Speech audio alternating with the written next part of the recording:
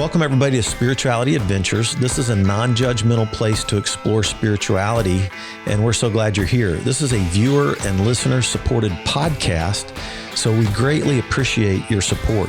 If you're watching on YouTube, be sure and subscribe to my YouTube channel. Be sure and like, share, and subscribe to any of the social media content platforms that you're using. And then if you go to our website, spiritualityadventures.com, you can make a one-time donation, or with a monthly subscription, you'll gain access to our bonus content. We greatly appreciate it. Thank you for tuning in. All right. Welcome, everybody, to Spirituality Adventures. We're glad you tuned in this episode. And today I'm excited to interview David John. And David is, or actually most recently, Associate Dean of the UMKC Medical School. Until very recently, yes. Till just a few weeks ago, right? Or months ago? Yes. Months ago. Yeah. So you're edging towards changing the pace of your life now, right? I am trying. So, and we met a few years ago. I can't remember how long ago, but at least 2 years. At least 2 years ago. At least 2 years ago. And I have grown to greatly admire and appreciate David, and he's been a blessing in my life. So I kind of wanted to have him share some of his story. And our stories met probably because both of us are in recovery. Mm-hmm. I don't think we would have met otherwise, right? Probably not. So so that just is a little teaser for people. We're not going to start there, but we're going to get there as we talk through your story. But thank you so much for joining us on Spirituality Adventures. So I always like to start with your origin story, a little bit of your background, like where you were born, where you grew up, kind of maybe give us a little idea about your family and what it was like growing up in your family. Okay. Give us a little bit of your early years growing up. Born in Springfield, Missouri. My parents moved to Kansas City when I was maybe 4 or 5. Oldest of 3 kids. I grew up in Kansas City in the suburbs, the son of a police officer, and my mom was a supervisor at Western Electric out in Lee Summit. So I was always the quiet, studious kid, bookish, and did well in school. My dad didn't understand how he could have a son like me. You know, my brother was a football quarterback, and I was the bookworm who stayed quietly in his room. So we didn't get along very well, and I left home at 17. And have been independent ever since I left home. Then I planned on going away to college, but couldn't afford it when I left home. So I stayed in Missouri, and I ended up going to medical school here in Missouri, initially with resenting it because I really wanted to be an English professor and write Pulitzer Prize winning pieces, maybe a Nobel Prize. But I got accepted into this 6-year medical school program. I could afford I had to stay in state, so I went. I ended up being really grateful that happened to me. But that's when I started taking care of patients, I realized how lucky I was. So when I was 23, I moved to Honolulu for my internship, planning on staying 1 year. Met my wife, a medical student, and stayed in Hawaii almost 40 years. Very busy practice. 40? Almost 40. 40 years, okay. Until 6 years ago. And 7 years ago, I was in Kansas City for some family business, and I happened to be here on a medical school reunion weekend. I, at the last minute, went to a reunion function. One of the deans said, "Why don't you come back and be a professor here?" And I said, "No, thank you. I'm not leaving Hawaii." And, but I went back home, and I spent 2 or 3 months thinking about the job I was offered, which was the perfect job for me. At that point in my life, something I wanted to change to do. And about 3 months later, I called Dr. Waldman back and said, "I'm coming." And so I started the medical school April Fool's Day 6 years ago. And I've never regretted coming back to Kansas City, and I've never regretted this decision. As much as I miss Hawaii, I made the right decision. And now I'm going to stay in Kansas City. I have so many personal ties here that I thought I'd move back to Hawaii, but I don't think so. And And but I did step down from being associate dean, and I'm stepping away from my medical school obligations and trying to learn how to take more time off and travel more and play harder and those kind of things. But I'm a workaholic, and so I'm making small steps. Yeah. Well, we know how important small steps can be, right? Yes. So, yeah. So I'm curious. You are now a gay man, right? Is that okay to say? Absolutely. And yet you just told us that when you went to Hawaii, you married your wife. All right. Correct. So I love digging into some of these things. So so how, like in terms of your sexual orientation, growing up in Kansas City, when did you first, tell us about that. How does that work? So you got married to a woman, you have 2 daughters, right? Correct. 2 daughters, and those are adopted daughters. Correct. Okay. But I'm kind of curious about that part of your life, if you don't mind talking about it. Sure. I think that for the first half of my life, I consider myself bisexual. And when you fall in love with someone, you become attracted to them. At least I did, no matter what sex they were.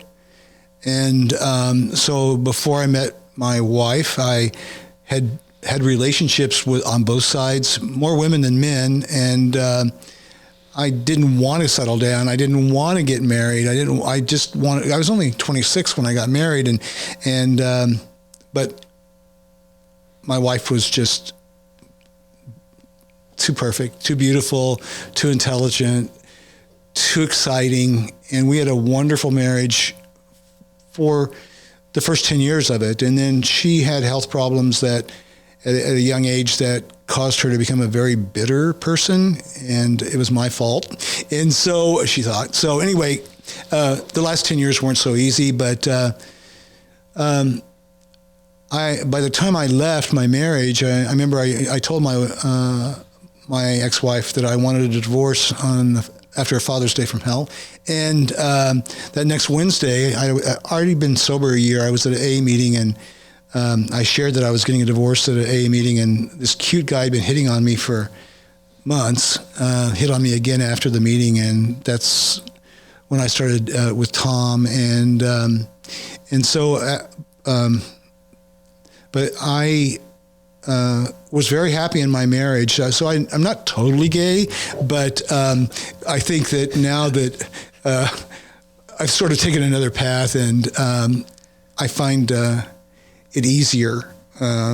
Relationships with men to me are easier.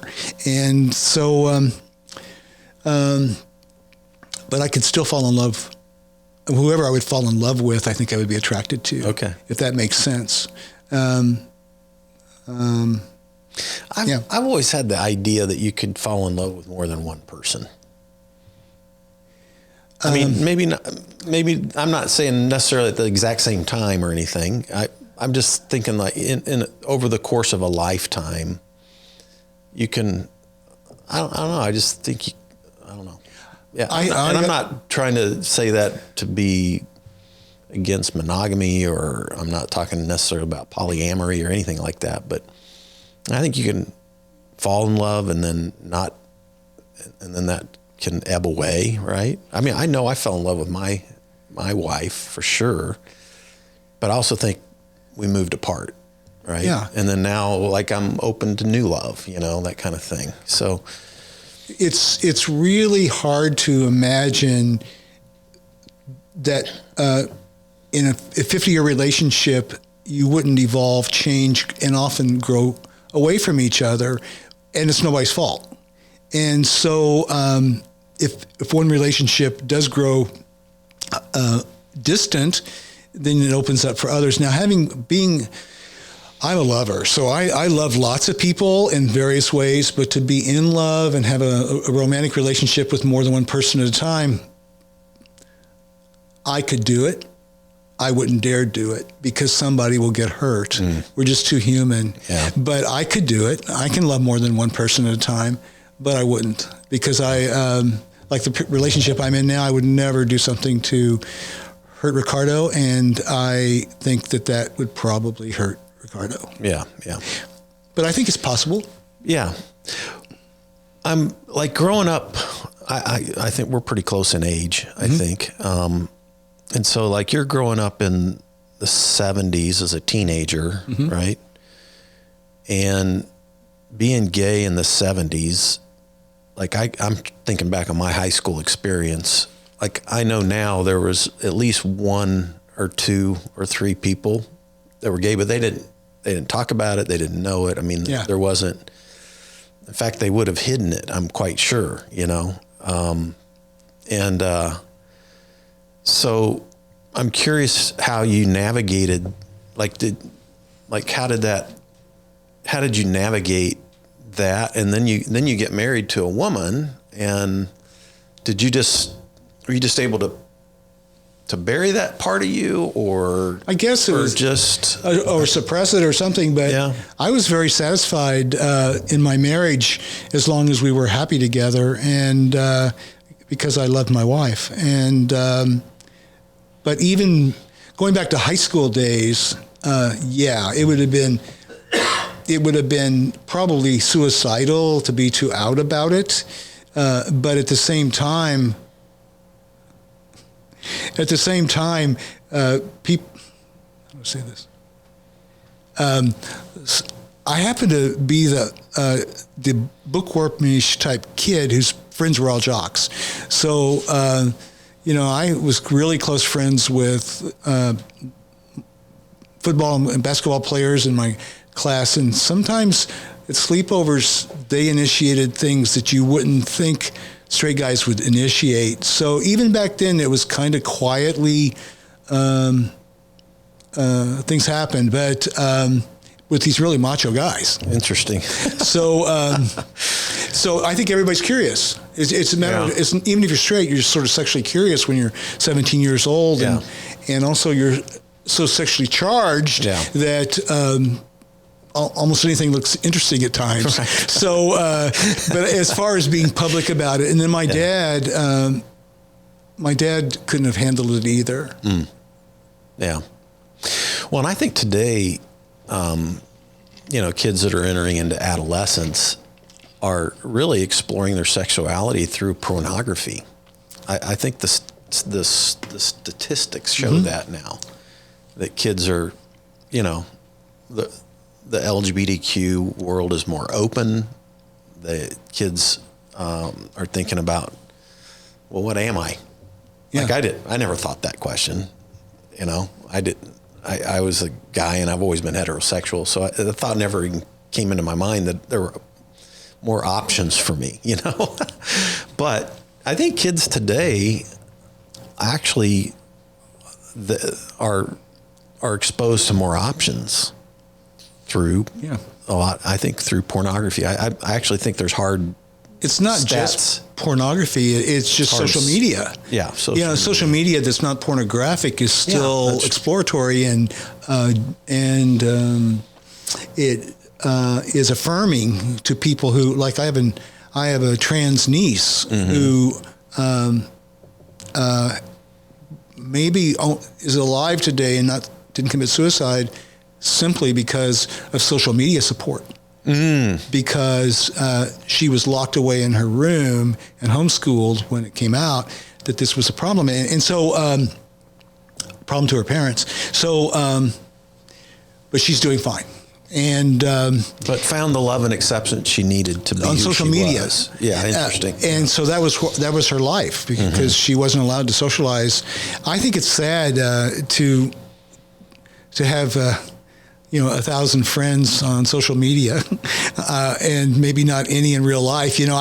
I'm not that type of person. I don't do social media, but I do think that for somebody who's alone and thinks there's nobody else in the world like them, maybe it does save them. And that's not pornography, but pornography too is so accessible to kids now. Yeah. So I wonder. if that kind of desensitizes them and things are, I don't know. It's I'm gonna be pursuing interviews with people, that are sex therapists and that kind of thing, and how that plays in with kids today and all that kind of stuff. It fascinates me. I grew up in what I would say was a very shame-based sexual ethic. Growing up in, this evangelical religious world, the sexual ethic I was taught or absorbed, and it wasn't so much my parents as much as the church world that I was in and, felt a part of because I felt called to be a pastor. But my sexual ethic would have been, well, God made sex, and if you're heterosexual in a heterosexual marriage, actually, you can do it. But if you're not in a heterosexual marriage, you can't do it, and you can't think about it. Because we had this idea that lust was wrong. And how I conceived of lust was thinking about sex. So I was always trying, as a 16, 17, 18-year-old kid that felt called to be a pastor, like, not to ever think about sex. And it's like, you can imagine I wasn't very successful, right? And then even as an adult, and even in the marriage I was in, it was like, I felt shame about my sexuality, or just my sexual, not even my sexual identity, just the fact that I had sexual feelings, sexual thoughts, sexual emotions, sexual fantasies. I felt guilty and shamed about that, like my whole adult life almost, And now I'm like going, holy crap. Like, I feel sad about that, right? And then I think that's caused so many people to have, like when I talk to people in the LGBTQ world, the one thing we usually share is some type of shame-based ethic. So many of my friends that are in the LGBTQ world grew up in environments where they tried to pray the gay away or pray their sexual identity away because they felt shame about it and they hated themselves, right? Like self-hatred was a huge, huge part of some people's, sexual identity until they either hated themselves, wanted to kill, and then they finally had to stop doing that, right? And start finding out ways to affirm themselves, love themselves, sex positive messages, all that kind of stuff. But I look back now on that and I like, holy crud, I bought into a whole big worldview that I think actually is damaging now. I really do. So I'm doing my best to try to reverse course on that and, try to have sex positive messages. And I don't know. I'm curious, did you struggle with the shame base? Not at all. I'm really lucky. I didn't have, first of all, I was very well read. When I was in 8th grade, I was reading college material, War and Peace kind of stuff. And so I saw the world as an adult, when I started having sexuality issues, I had an adult education about things, number one. Number two, I didn't have any significant religious influence growing up, one way or the other.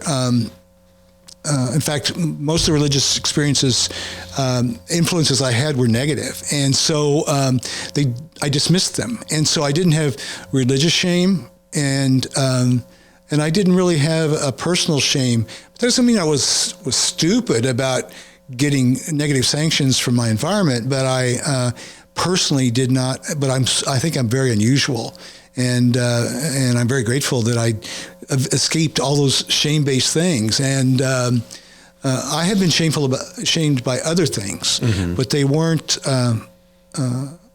My sexuality. They didn't revolve around your sexual identity or your sexuality. And then, if I think that's a blessing. It's a huge blessing, and logically, if we were not supposed to be sexual beings, why is every human being on the planet a sexual being? Exactly. And so, other than reproduction, it's insanity. Yeah, it is. It's insanity. That doesn't mean that there's not healthy and unhealthy Right. sexual practices, but they're not restrictive to the missionary position, a heterosexual missionary position. Right. And so I think that I was spared that. Yeah. Yeah, and your sexuality is broader than just your, broader than just sex, but it has to do with your identity and the way you think of yourself and the way you relate to the world, and that's a spectrum too. Mm-hmm. I consider myself very male. It's not like I have any. Anyway, I was lucky, and I think I'm a minority. I think you are, but I think it's a good minority. Yeah, and I honestly think, I even think of it in terms of like if I was raising kids today, if I had my own kids and I was raising my kids, how would I want to raise them in a sex positive kind of environment and still help them navigate healthy sexual boundaries, right? Mm-hmm. But have sex positive messages that their sexuality is a gift and that it's, there's nothing to be ashamed about having sexual desires, sexual thoughts, your sexual identity, like all of that. So I tend to think of it through those lenses, but man, so many kids today have been raised up in these religious environments that it's shame all the way down. I think it's a form of cruelty. I do too. And I think you can discuss sexuality in the context of caring and of love. Mm-hmm. Not necessarily being in love, that doesn't happen every day, but being in caring relationships and loving relationships where I think almost everybody would agree that sexual experiences are so much more valuable, so much more rewarding. For instance, I don't watch pornography. I think it's boring, and I don't want anything to do with that kind of stuff. Not because I'm better than, because I'm bored by it. It doesn't have any warmth to it, and it has no humanity to it. So I think you can teach your children to find to not be ashamed of their sexuality, but also to teach them that it's best in the context of a loving relationship. Yeah. Yeah. So let's dive back. So you're married, you're in Hawaii, you do your internship in Hawaii. We're going to jump backwards into your story here a little bit. Give us a little feel for David John in Hawaii, starting out his medical career and his marriage, and that you had a long career there. I did. So give us a little bit of your sense of your career, your family, and then what started happening that ended up causing you to have to go to rehab. Okay. All right. Well, backing up a little bit more than that. Okay.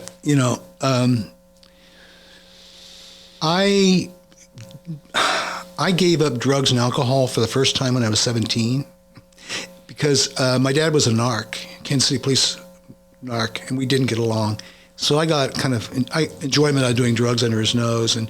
But as soon as I left home halfway through my senior year in high school, it was no fun anymore. So I pretty much gave it all up except for booze when I had the time. But I put myself through school, so there wasn't that much time. Halfway through my internship, I had a bloody nose. Wouldn't stop. I went to ER, got admitted, had an angiogram, had a tumor. They wanted to take my face off. I said no. So there was this long struggle with my surgeons, and finally I agreed to through my nose getting a biopsy, and it was a benign lesion. They could get it out through my nose. But scary week, and I really had a lot of thinking to do, laying in that hospital bed for 5 days fighting with him. And after that, I went crazy. Had you completed your halfway through my internship? Okay. It was over Christmas. And so so I went wild. And I found every bad place in Waikiki and I almost got kicked out of my internship from being the model intern to being a guy who was late for call because I couldn't find my car. And it was horrible. And then this beautiful, amazing 3-time valedictorian woman wanted me. I think she wanted a bad boy. And so I gave all that up, and I got out of Waikiki, and I was faithful to my marriage for 20 years. But she saved my life because those were the AIDS days. Wow. And I would have died, I'm sure, with my behavior. So that's the second time I cleaned it up. And then the first 10 years of marriage, she's a doctor too, and all we did was think about work and getting ahead and building a big house on the hill and all the wrong things. And we didn't take time for each other, but we were very successful. And everybody thought we had it all. But our, life was just so stressful and busy. Talk about what were you doing? Where were you working? And where was she working? And she's a dermatologist, still practicing, and she had her own private practice in Honolulu. And I was a rheumatologist who initially joined a large clinic called Straub Clinic, and after 6 years went in private practice. And so I had a private practice, the biggest hospital in Honolulu, the Queen's Hospital. And so we were both extremely successful professionally and kind of like a power couple in this community. Mm-hmm. And but we didn't take time for each other. Not that we didn't care. We collapsed when we got home at night. And then she had serious illness in her early 30s that shook up our relationship, and it was, I couldn't repair it.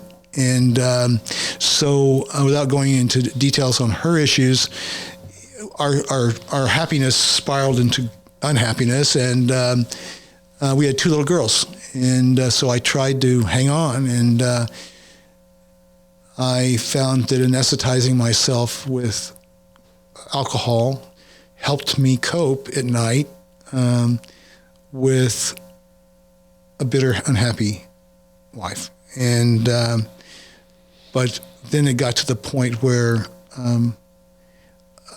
you go from abuse to suddenly being an addict, and that's then your behavior changes to where my children were important, but my bottle of scotch was more important than anything. Because if it wasn't, why would I drive drunk with my little girls in the back of the car? If the drinking wasn't more important than my daughters, alcohol became more important than anything. And usually in addiction, you hang on to your profession till the end, because that's how you make money to buy your drugs. So I managed to, when I told my staff I was an alcoholic and putting myself in rehab, they all couldn't believe it, because I was a highly functional 2/5 of scotch a night drinker. I don't know how I did it. And you were in your 30s? This is going on? 40s?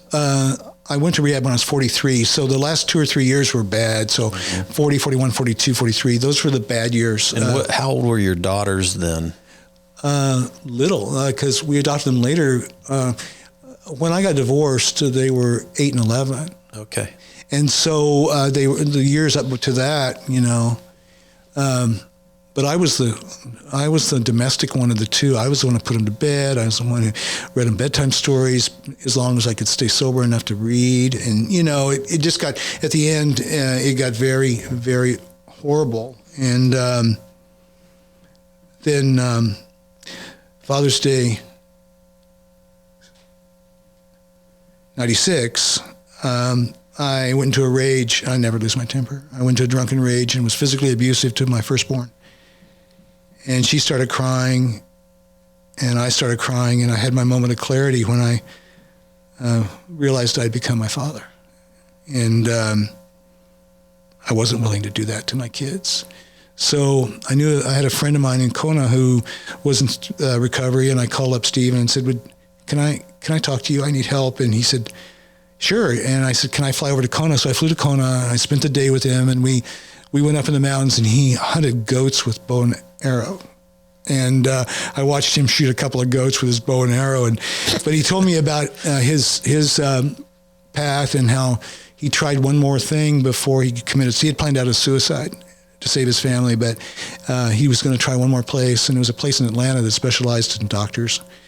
And so I went home and I booked a flight to Atlanta, and I checked in on 7/7/97, and I signed myself into an acute psychiatric hospital for detox. And when I signed my name on that piece of paper, I felt such relief. I felt it was over. It was over, and it really was over.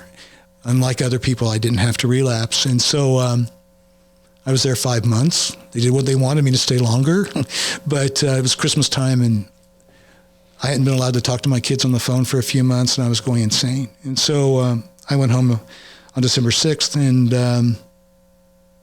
went to a halfway house. I had to agree to live in a halfway house. So I had a $3 million house on the hill, and I lived in a $300 a month halfway house with a bunch of meth addicts and cockroaches and centipedes, and I was happy there. This is after you got out of rehab. After 9 months of rehab, I had 4 months in the halfway house. Wow. And so I would drive up to my house, which wasn't too far away, make breakfast, drive my kids to school, go to work, come home, make dinner, wash the dishes, leave for an 8 o'clock AA meeting, and then go to my halfway house to sleep. And that was the way it was for 4 months, so I could see my kids. But I'm going to back you up just a little bit. Yeah. Before you went to rehab. Yeah. So you've got these young daughters, you're putting them to bed, but your marriage is not doing well, and you're drinking every night. At the worst, you were drinking 2/5 of scotch, and some nights. Yeah. And but you guys are both. I mean, you're hanging out. You're going golfing with the governor. Yeah. You're on the Healing Board of Arts in Hawaii. Is that right? I was involved with some of the politics, but after I got back from rehab was when I was involved more with that. Okay. Yeah. Well, I'm still before you went to rehab. Before I went to rehab. And I think, if I'm not mistaken, like, you know my story, my story went public, for Kansas City. I was, all of a sudden this megachurch pastor goes to rehab, and there was a front page Sunday edition article, megachurch pastor goes to rehab, 2-page article. I was an alcoholic, an addict, and an adulterer, which is not what I wanted to be known for at the age of 57. I hadn't lived my life to make that headline. I think you had a little bit of a similarity in that your story went public as well. Is that right? Yeah, I'm kind of jealous because I wasn't on the front page of the paper. Oh, gosh. I didn't excel quite as much as you did, but I was gone for 5 months, and when I was so visible that people were asking where I was at. And of course, my wife was glad to tell them, and so was some of my neighbors. They were very gossipy, and Honolulu is a big small town, so the gossip went pretty wild. And so then I come home to that, and I had to hold my head up high, and my patients. A few of them heard, and they would say something like, "I hear you've been having some troubles." I said, "Yeah, I was really not very healthy, but I'm really good now." And he said, "Well," and they were all wonderful. They would say, "We're so glad you're back, Doc, and we're proud of you." And my patients were wonderful about and not judgmental. And maybe I lost a few, so I didn't see those, but my practice didn't decrease at all when I got back. But my fellow physicians had trouble because we're not supposed to get sick. Mm-hmm. We're not supposed to be weak. And so I made them very uncomfortable. Yeah. And, but I had to hold my head up high because, it was kind of lucky that I thought everybody knew, because then I didn't have to. I hate lying. I won't lie anymore. And when you're an addict, you lie. And so one of the things that gives your self-esteem back is rigorous honesty. And so I don't lie about anything. I will keep my mouth shut sometimes to be polite, but I thought everybody knew, so I just acted like everybody knew.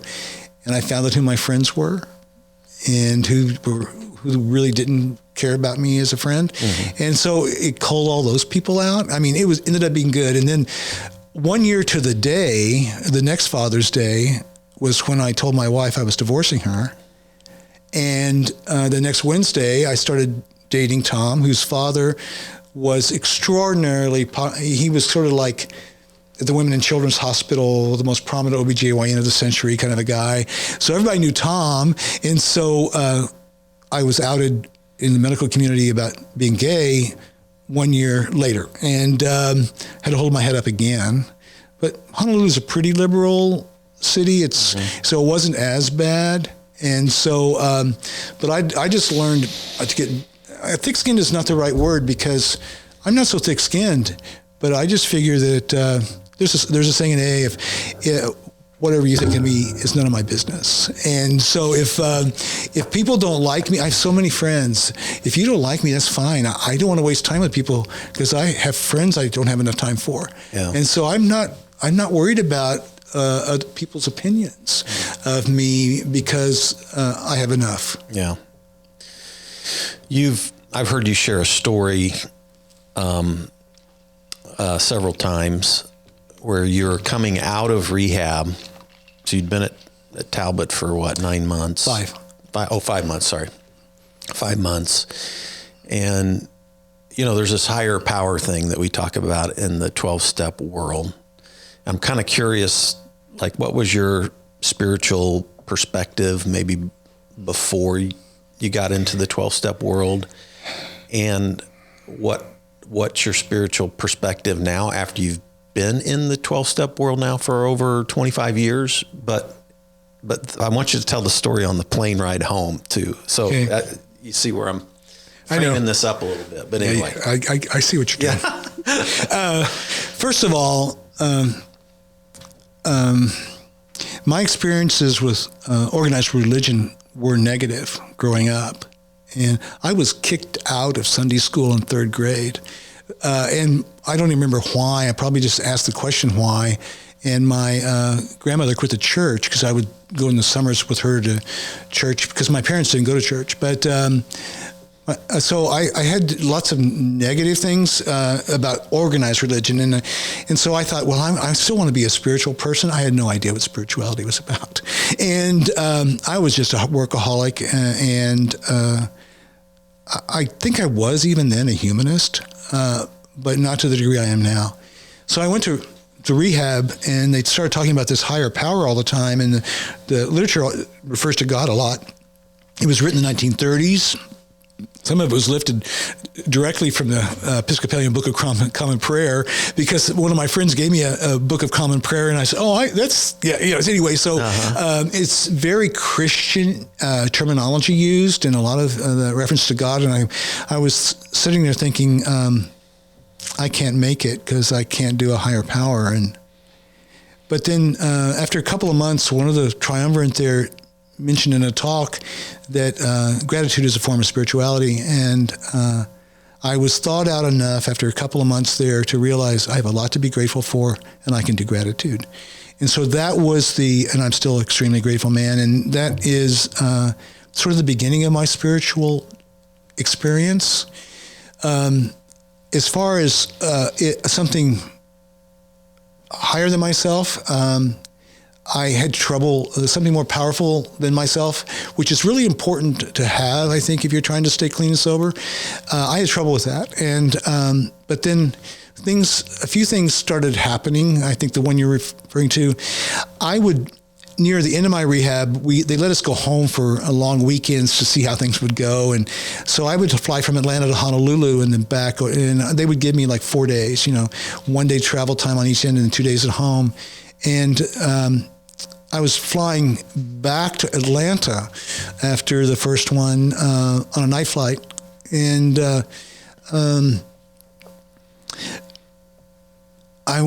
there was a 2 seats, 22A and B on Delta. And in those days, they put the nocturnal bar in the aisle, and they put it right in front of 22A and B. And I had a really difficult time trying to interface with my then wife in those days, flying back to Atlanta, feeling frazzled, hurt, angry, all those negative things. And this bar was placed in front of me for a flight nonstop from Honolulu to Atlanta.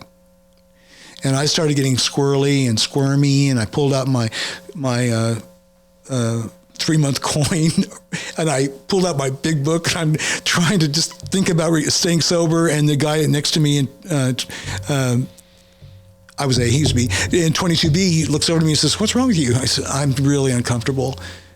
And he looks over at the bar, and he looks back at me, and he said, "Is that a problem?" He said, "My name is Jack. I've got 23 years, or something like that. It's a certain amount of years." And he shook my hand, and he talked to me the whole flight. He talked to me, and he calmed me down. And by the time I was fine with that bar sitting there with Jack right next to me, and him talking to me and talking about putting things into perspective. And he saved me because I would have gotten off the flight shit-faced and bad, drunk, and I would have, they'd have kept me forever, you know? And so he saved me. He was there for me. And so I started thinking, that seems more than coincidence that somebody was there when I needed him. And it was another human, but it felt powerful, and it felt, and so I started being a little more open to things like that. And I do at this point feel that there's something mystical about life that I really can't define, but I'm okay with that. I just knowing that there's something mystical that has kept me from drinking for 25 and a half years. I'm just grateful for that too. But I can't really define it any better than that. But I guess that's my spirituality. Yeah. Well, I love that, especially the gratitude part. I think that's such a critical part of spirituality and of sobriety. You know, I'm kind of curious. Like for me, I've only been in the program now for 3.5 years, but you know, as I've gone through the literature and lived in the program now for 3.5 years, one of the things that I've realized is like, gosh, I mean, this is just like, I don't know anybody who wouldn't benefit from living the program, alcoholic or not, addict or not, like just human beings, you know? And so part of what I do, even when I write blogs and stuff like that, is I kind of try to sprinkle in a little bit of AA, a little bit of Jesus, a little bit of just, sound mental health and good, love God, love your neighbor, love, forgive, but the program really, in my mind, there's not anybody on the planet that wouldn't benefit from the principles that are in the 12-step program. And you've walked this out now for 25 years. You've been in, the medical world, friendships, relationships, all just your whole world for 25 and a half years. You've been living this program. What principles have you found to be most important to your recovery? I know that's maybe a big question. And then how have you, I'm trying to think of how I want to ask this question. I didn't pre-think it. Have you found opportunity to present the program to people who may be not even alcoholics or addicts? I'm curious about, I don't know. First of all, maybe the first question is just what are some of the key principles that you've really latched onto that have helped you not just in sobriety, but just in life in general? Let's say it that way. Well, first of all, for people who don't know what the 12 steps consist of, they're, like you said, they're really rules for clean, good living. And the first one is about admitting you're powerless. The second and third about addressing the higher power that will help you to stay clean and sober. The 4 through 11 are talking about being a decent human being, making amends for things you've done wrong. And then the last one is taking care of the person who is still suffering. Now, if every human being did step 12, whether they were sober or not, we wouldn't have the poverty. We wouldn't have the wars that we have. You know, step 12 is something we all should do. And but 12 step of AA is what has kept me sober, I think. So I think that it is good for everybody. When I came back from rehab, I was monitored for 5 years. Most physicians are. They have to drop urines and all this. There's a monitoring body. And after 4 years, I was asked to sit on that body. And I said, I can't sit on this body because I'm still being monitored by you. So they let me out a year early because I was sort of a model drunk, in sobriety. So anyway, so I was on the state of Hawaii board that monitored physicians and dentists and veterinarians and PhD psychologists and stuff. And the last 10 years in Hawaii, I ran that board. I was chair. And it was a working board. It wasn't a supervisory board. So I was in the trenches for 10 years with freshly discovered doctors with problems. And so I did 12-step work for them all the time. I also had sponsees. I mean, I took care of whenever there was a need. I helped what I could when I could, and that made me feel better. And so, but the things from the program that I learned was that gave me my self-respect back, got rid of my guilt and shame over alcoholism and the things that it did to my family and such, and the things that it did to my patients, was learning to be rigorously honest, always living in gratitude, and always trying to help other people.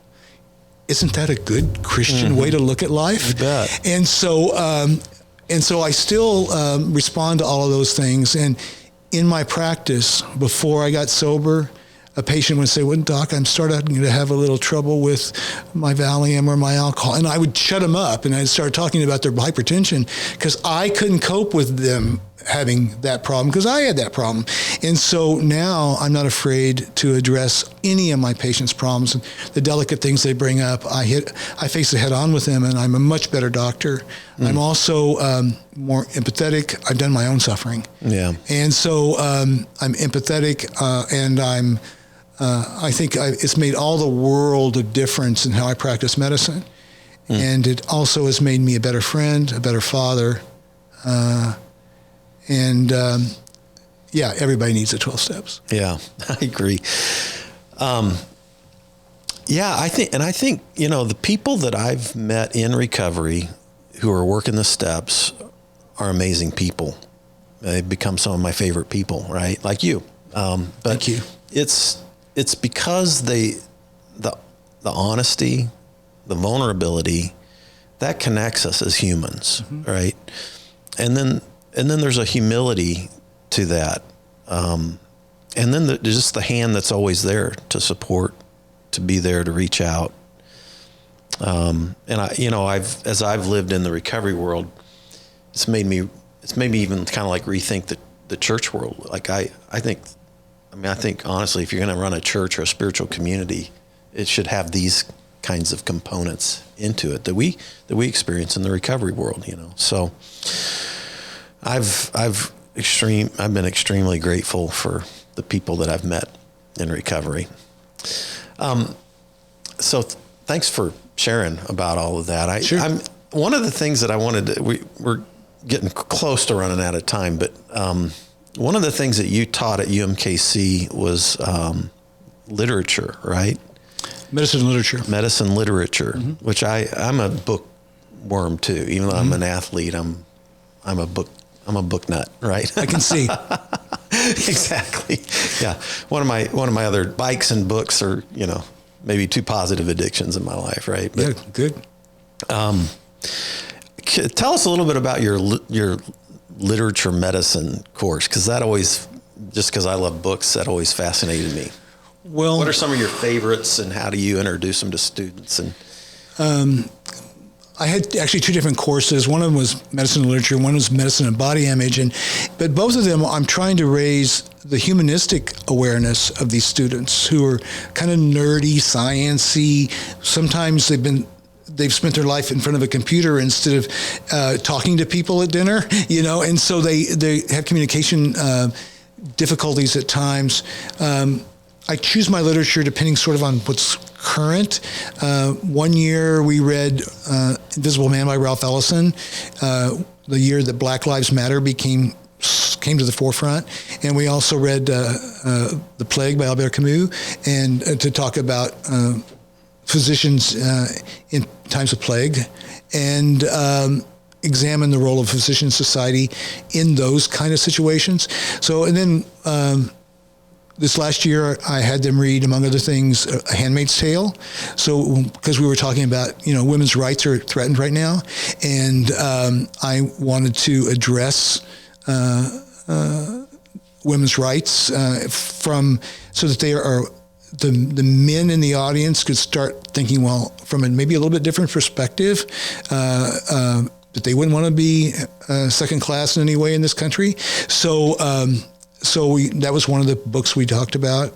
I had them read When Breath Becomes Air by Paul Kalanithi, which is about a young neurosurgeon who gets diagnosed with metastatic lung cancer when he's a senior surgical resident, and he talks about his illness and his death, and he's very young, and I think these young students could relate to somebody like that, and somebody like that young dying, that maybe they could think about death. We did a lot of poetry because you can get a lot of intense subject matter in a small space. We did books on and watch videos about eating disorders and addiction, and I had a whole week on transgender issues where I had a transgender young man, a trans man, come in and talk about his experience for a couple of hours, real life. I mean, it was amazing that 2-hour session with him. So I want to educate them more about that side of being the kind of physician that most patients want, a humanistic physician who is empathetic and will listen and will understand and will accept. Because I say, when you're a brand new doctor and your third patient walks in and stutters out that he's struggling with his sexual identity and wants to talk to you about it, and the fourth patient wants to talk to you about his alcoholism, and you're brand new minted, are you going to have any kind of frame of reference to rise to those occasions? When you haven't had those life experiences yourself, you can still think them through and be somewhat ready. And that's what I was trying to help them with, because I learned it on my own. And I didn't do a very good job until I did my homework at Talbot. Yeah, right. So anyway, that was my goal. Yeah. Well, it is fascinating that an experience in life that almost took us out could actually be transformed into something that actually makes us, like for yourself, a better doctor. Oh, yeah. Much better. And much better at everything in life, I think. When I first got sober, you hear the old timers, I'm an old timer, the old timers say, I'm a grateful recovering alcoholic. And I would, grateful? Yeah. I mean, I was grateful for lots of things, but grateful that this happened to me? I understand now. I understand why they say grateful recovering alcoholic, because I'd be dead now, but even if I wasn't dead, I wouldn't be as nice a person. I wouldn't be as genuine a person. I wouldn't like myself. And so I think I just still regret my children had to go through what they had to go through and such.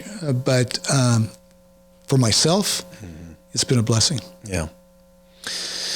Yeah, when people would say that when I was first 2 years, I was like, yeah, that's bullshit. Yeah. That's how it felt. Yeah, me too. And, but I'm, 3.5 years and like, I'm starting to get glimmers of, okay, well, maybe, and just that all of the crap that I've gone through I have that hope that it can be transformed into something good, you know. Oh, so I am sure it will. So that's my. I've got that hope now, at least. Good.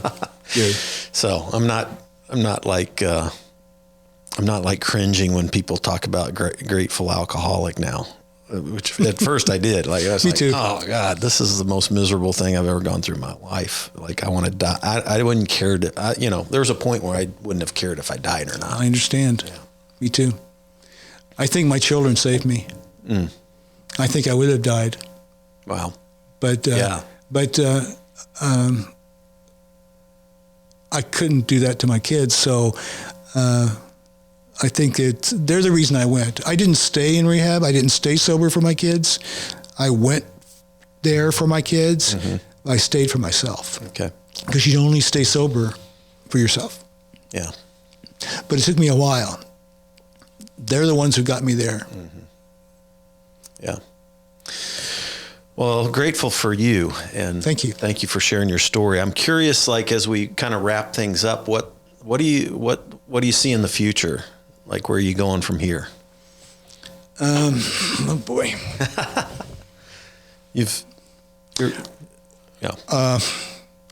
Well,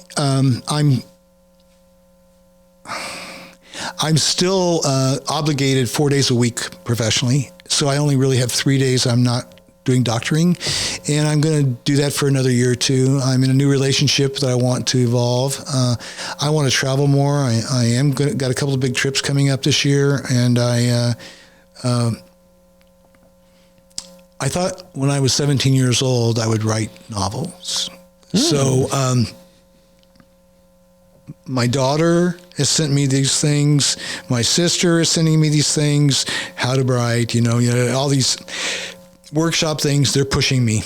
So maybe in 3 or 4 years I'll take some time and start writing. Interesting. I'm going to be starting a memoir here soon. I'm working with an editor, and actually next week. But I've written only prose all my whole life. I've never written any fiction at all. But I read fiction, and I love it. But I've wondered if I could ever write fiction. It's interesting.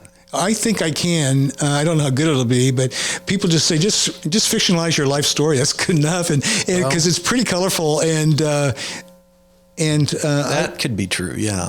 But my answer is they're not all dead yet, so I can't do it. But I think that I might start writing in the next few years. Yeah. Well, good deal. Well, if I've never been to Hawaii.